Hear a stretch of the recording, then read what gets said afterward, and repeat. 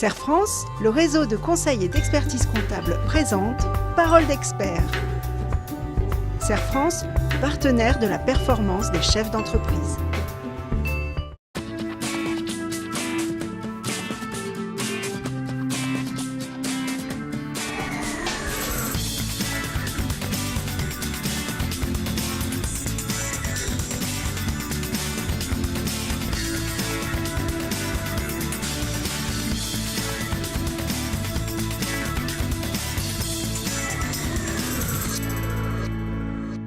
Bonjour à tous, bonjour Bénédicte. Bonjour Christophe, alors de quoi allons-nous parler aujourd'hui? Un thème qui va intéresser tous les chefs d'entreprise, comment s'y prendre pour décider.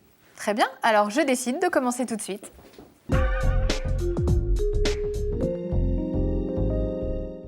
Beaucoup de chefs d'entreprise se sentent seuls au quotidien pour prendre des décisions qui engagent l'avenir de leur entreprise.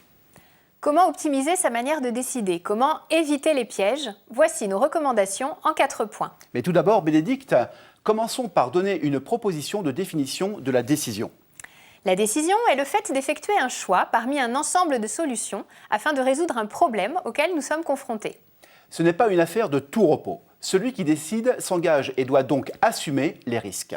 Cela dit, celui qui ne décide pas s'engage aussi malgré lui et devra assumer les conséquences de sa non-décision.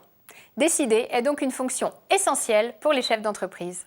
Voyons donc ces 4 points pour vous aider dans votre processus de décision.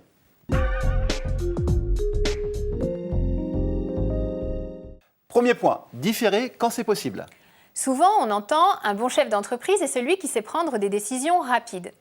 En plus de la pression collective qui pousse à tout faire vite, beaucoup ont intégré eux-mêmes cette pression et se sentent obligés de décider dans l'urgence.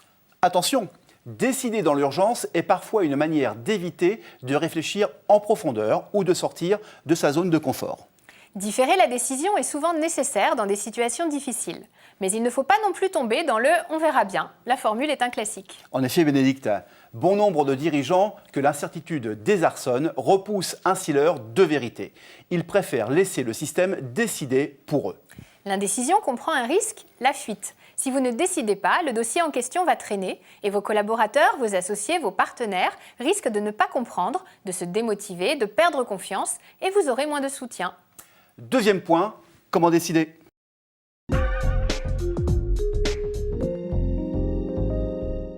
Lorsque vous devez trancher, la prise de décision n'est pas facile. Plusieurs processus de prise de décision existent. Pour vous aider, vous pouvez utiliser 2 modèles.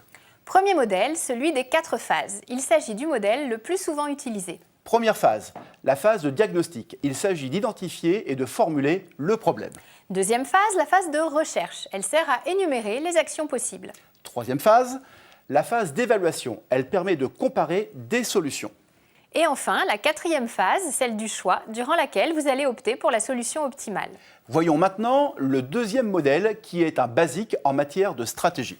Il s'agit d'établir d'une part un diagnostic interne à l'entreprise en identifiant les forces et les faiblesses et d'autre part un diagnostic de l'environnement de l'entreprise en distinguant les opportunités et les menaces. Et si vous avez encore du mal à décider, il y a aussi 2 questions incontournables à se poser pour vous aider à prendre une bonne décision. Qu'est-ce que j'ai à gagner et qu'est-ce que j'ai à perdre ? Dire non, c'est aussi une décision et c'est le 3e point de nos recommandations.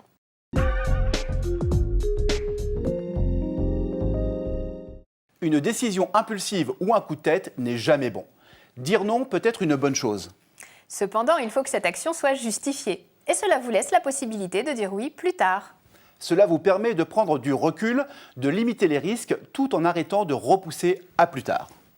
Il est temps d'aborder le 4e et dernier point de nos recommandations.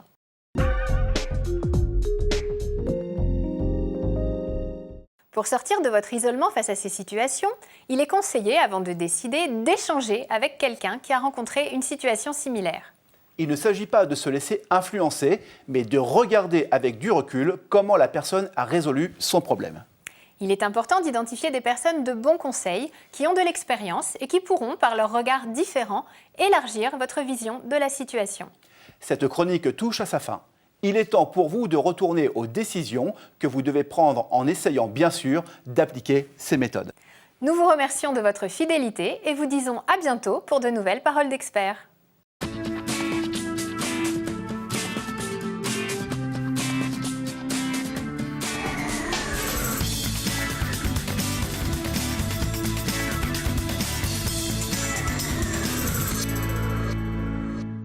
Serre France, le réseau de conseil et d'expertise comptable vous a présenté Parole d'expert.